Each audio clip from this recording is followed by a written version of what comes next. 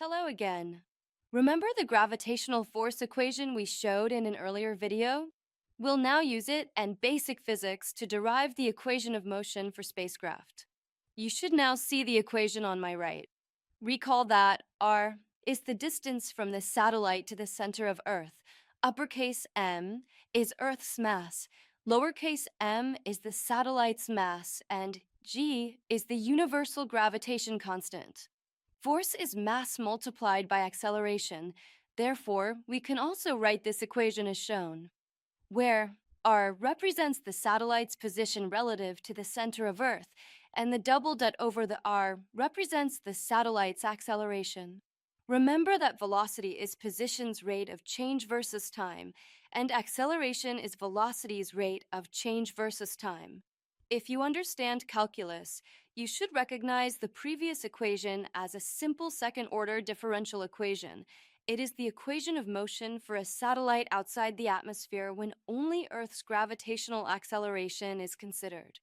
I now show the equation of motion in vector format. Vector format means that the distance, velocity, and acceleration are broken down into the three ECI coordinate system axes. This format is indicated by the arrow over the r. Note that the negative sign indicates that the acceleration vector is in the opposite direction of the position vector. For example, the position vector points in a direction from the center of Earth to the spacecraft, while the gravity acceleration vector points from the spacecraft to the center of Earth. This equation is equivalent to the mathematical flowchart you now see on my right, where the symbol in the two boxes represents integration, the repeated summation over time. Remember from calculus that the integral of acceleration relative to time is velocity, r, with a single dot over it, and the integral of velocity relative to time is position, r. This satellite equation of motion can be solved iteratively on a computer where each software loop represents one step in time. I show the computer flowchart in the next image.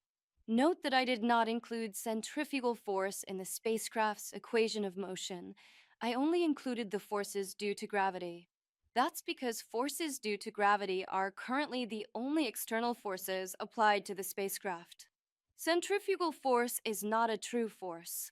It is the result of inertia and is a reaction to the change in direction caused by other forces such as gravity.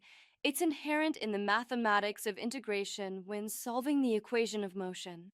Now I show you how to include the acceleration perturbations due to such things as rocket forces, Earth's bulge, solar pressure, the moon's gravity, the sun's gravity, and upper atmospheric drag in this equation of motion. Note that all perturbations are converted to acceleration before adding them to the acceleration due to Earth gravity at the satellite's current position. If you are an advanced student of orbital mechanics, you may be wondering how we know where the moon and sun are without solving the four-body equation of motion. We know where these bodies are relative to Earth using published equations that are highly accurate for plus or minus 100 years. And since we assume the spacecraft's gravity has negligible effect on Earth, Moon, and Sun, we can greatly simplify the four-body problem to a one-body equation of motion in Earth's gravity field with perturbations from all other forces.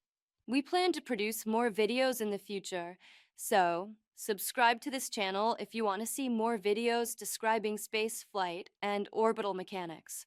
We also need your feedback, so please leave comments and like the videos you find useful. Goodbye.